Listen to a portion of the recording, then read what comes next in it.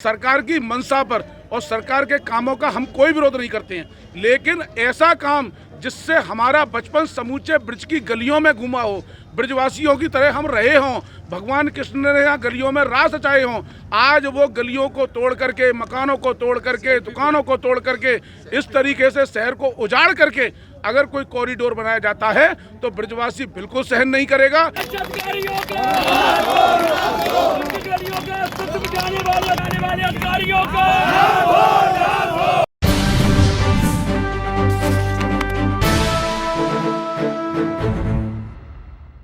उत्तर प्रदेश के धार्मिक नगरों में स्थित प्रमुख मंदिरों के चारों तरफ कॉरिडोर बनाए जाने के क्रम में मथुरा के बांके बिहारी मंदिर के अगल बगल भी कॉरिडोर प्रस्तावित है।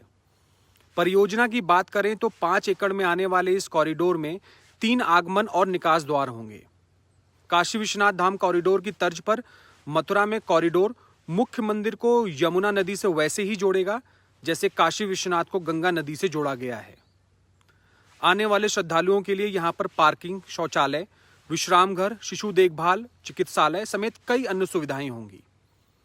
कॉरिडोर परियोजना को अमली जामा पहनाने के लिए अधिकारियों ने कमर कस ली है। स्थानीय प्रशासन ने सर्वे में 325 भवनों को चिन्हित किया है जो प्रस्तावित कॉरिडोर की जद में है। जैसा कि आपको अवगत है, माननीय उच्च न्यायालय द्वारा दिनांक 20/12/2022 को एक आदेश पारित हुआ था, जिसमें माननीय उच्च न्यायालय ने ये अपेक्षा की थी कि एक विस्तृत जांच रिपोर्ट मूल्यांकन सहित ज़मीन का एवं यदि कोई विकास की योजना बनाई जा रही है बिहारी जी के चारों ओर, उसको प्रस्तुत किया जाए। इस क्रम में जिलाधिकारी महोदय ने 25/12/2022 को एक समिति बनाई जिसका मैं अध्यक्ष हूँ। हम लोगों ने निर्णय लिया कि 5 एकड़ की भूमि जो बिहारी जी के चारों ओर है उसका सर्वे किया जाए। सर्वे का कार्य ऑलमोस्ट ख़त्म हो चुका है, पूर्ण हो चुका है। लगभग 325 भवन चिन्हित किए गए हैं इस 5 एकड़ के परिधि में एवं विकास योजना के लिए हमने मुख्य कार्यकारी अधिकारी उत्तर प्रदेश ब्रजतीर्थ विकास परिषद को भी पत्र लिखा है कि हमारा सहयोग करें इस विकास योजना को बनाने में। समिति की लगातार बैठक हो रही है और आशा है कि कुछ दिनों में हम लोग अपनी रिपोर्ट 17 तारीख माननीय उच्च न्यायालय की तारीख है अगली इस केस में, 17 तारीख से पहले हम अपनी रिपोर्ट सौंप देंगे। जहां प्रशासन कॉरिडोर के लिए सर्वे का काम पूरा होने का दावा कर रहा है, वहीं दूसरी तरफ व्यापारी, पुजारी और आम लोग इस परियोजना के विरोध में सड़क पर आ गए हैं। उनकी दलील है कि मथुरा कुंज गलियों की नगरी है जहां पर भगवान श्री कृष्ण और राधा ने रासलीला की थी। ऐसे में अगर कॉरिडोर का निर्माण होता है तो इस जगह का धार्मिक और पौराणिक महत्व खत्म हो जाएगा। पिछले 1 हफ्ते में विरोध के स्वर तेज हो गए हैं और गुरुवार को मथुरा में लोगों ने खून से खत लिखकर प्रधानमंत्री नरेंद्र मोदी और मुख्यमंत्री योगी आदित्यनाथ से इस कॉरिडोर को न बनाने की मांग की। देखिए, ये ब्रजवासियों की खून से लिखे हुए पत्र से ये हम संदेश देना चाहते हैं कि वृंदावन के अंदर जो व्यापारियों पर जो कॉरिडोर बना करके ये जो इन पर परेशानी खड़ी कर दी गई है, इनके मकान तोड़े जाएंगे, इनके व्यापारों की दुकानें तोड़ी जाएंगी। वृंदावन ब्रजवासी किसी भी कीमत पर इसको सहज स्वीकार नहीं करेगा। अभी तो ये छोटी सी अंगड़ाई है, आगे बहुत बड़ी लड़ाई होने वाली है।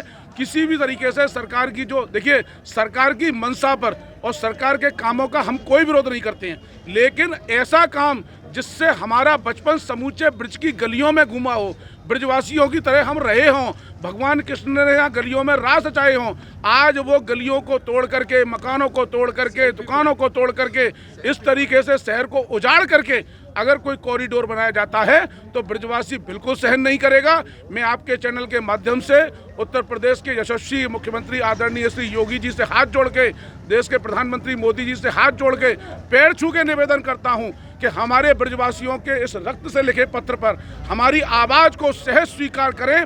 आप तो संत हैं और वृंदावन संतों की भूमि है और इस कॉरिडोर को निरस्त करें और यहाँ जो हमारे व्यापारी हैं, जो हमारे ब्रजवासी हैं, इनसे मिलकर के सहज रास्ता निकाल करके इसको पूर्ण विराम लगाने की रास्ता निकालें। बांके बिहारी मंदिर के परिसर के आसपास कारोबार करने वाले व्यापारियों की माने तो दुकानों के कार्रवाई की जद में आने से उनके सामने आजीविका का संकट भी खड़ा हो गया है।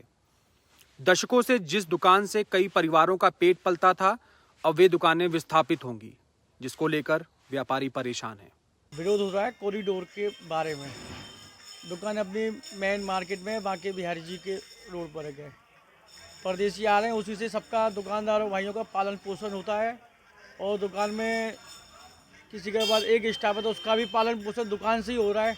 मतलब एक परिवार में कम से कम 2-3 परिवार पल रहे हैं। किसी दुकान में 3 भी हैं, किसी के पास 4 भी हैं, तो मतलब एक दुकान 4 परिवार पाल रही है।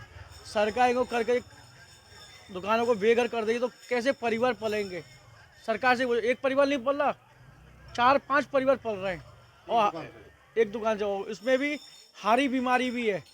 हर घर में डायबिटीज़ बीमारी मेरी मम्मी का है, मेरी मम्मी का लीवर का भी चल रहा है इलाज, डायबिटीज़ भी है, थायराइड भी है, कई तरह की बीमारी चल रही है। तो वो सरकार ये तो कर नहीं देगी चलो बीमारी का इलाज, पर दुकान से ही पालन पोषण धीरे चल भी रहा है तो वो भी हो रहा है। कितने साल पुरानी दुकान है आपकी? मेरी दुकान तो काफ़ी साल पुरानी है, बाबा के ज़माने से मैं दुकान देखता हुआ आ रहा हूँ। आज मेरी एक 3री पीढ़ी है बाबा के साथ।